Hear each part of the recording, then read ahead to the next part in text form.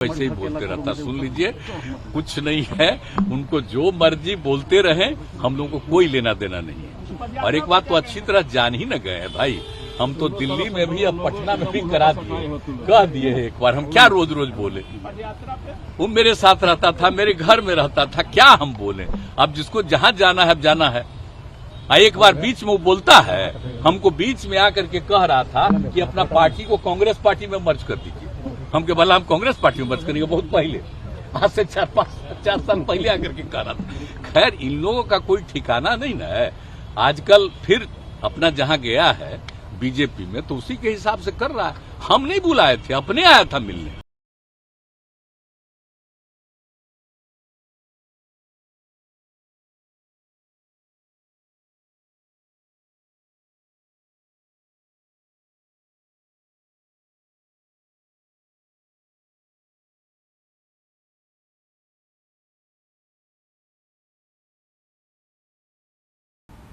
देखिए, इसकी उम्मीद तो हम लोग पहले से कर रहे थे। सार्वजनिक रूप से हम लोगों ने ये कहा था, और विशेष तौर पर जब नीतीश कुमार एनडीए गठबंधन से बाहर आए, लालू यादव के साथ उन्होंने हाथ मिलाया, उसी समय ये ऐलान हम लोगों ने कर दिया था कि भारतीय जनता पार्टी की सरकार, नरेंद्र मोदी की सरकार, मैंने ये इस तरह की कार्रवाई करेगी।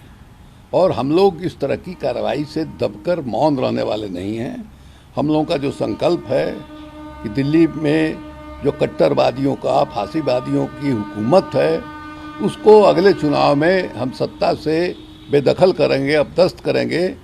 उस अभियान में हम जारी रहेंगे, बल्कि और मजबूत संकल्प के साथ उस अभियान को हम लोग शुरू करेंगे। हम लोगों को इस बात की भी आशंका है कि नरेंद्र मोदी की सरकार जो है नीतीश कुमार की ओर भी हाथ बढ़ा सकती है। जनता दल यू के नेता अब उनके बचाव में खड़े हैं। तो जिन लोगों ने कागज उपलब्ध कराया, जो लोग आरोप लगा रहे थे, जो लोग कह रहे थे कि सीबीआई क्यों शिथिल है, कहीं बीजेपी वाले आरजेडी से मिल तो नहीं गए, अब वही लोग हल्ला कर रहे हैं कि फंसा दिया गया। तो जो आरोप है उसका जवाब दे जनता दल यू के लोग, आरजेडी के लोग।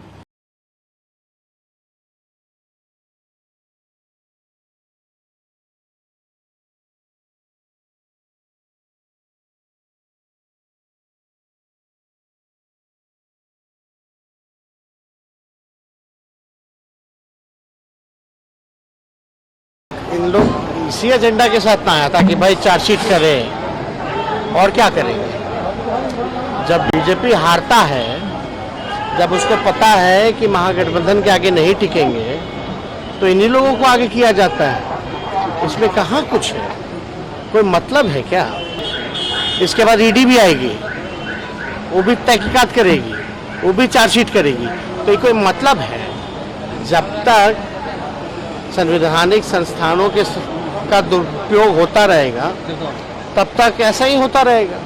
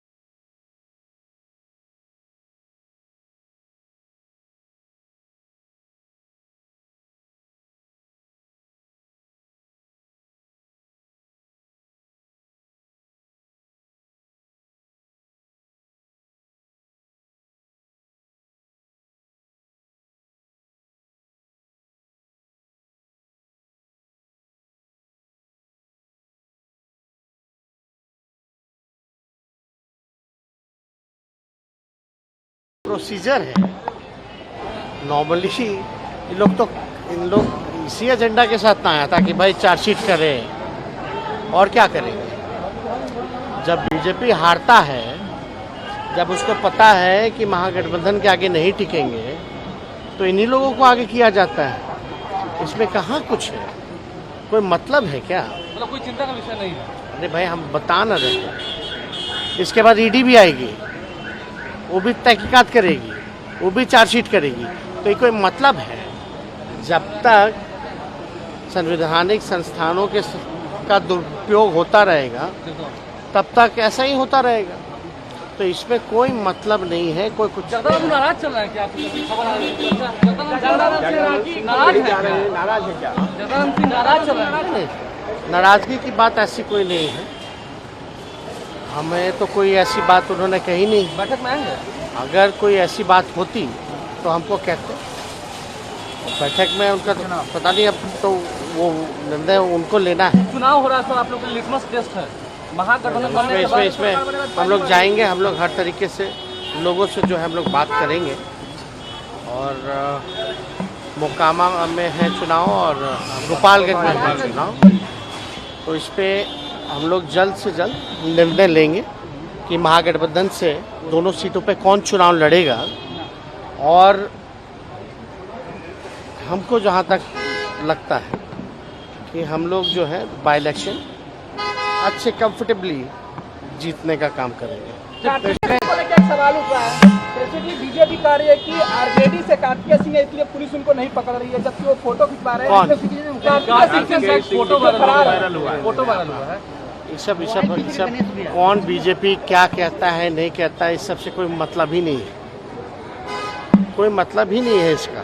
भाई आप टेक्निकली कोर्ट का क्या है, एक बार आप लोग भी तो जान लीजिए। क्या लगता है तेजस्वी यादव को, क्या लगता है बीजेपी को क्या दिक्कत है? बीजेपी को दिक्कत है कि भाई सत्ता से अब सत्ता में नहीं है, और क्या चीज़।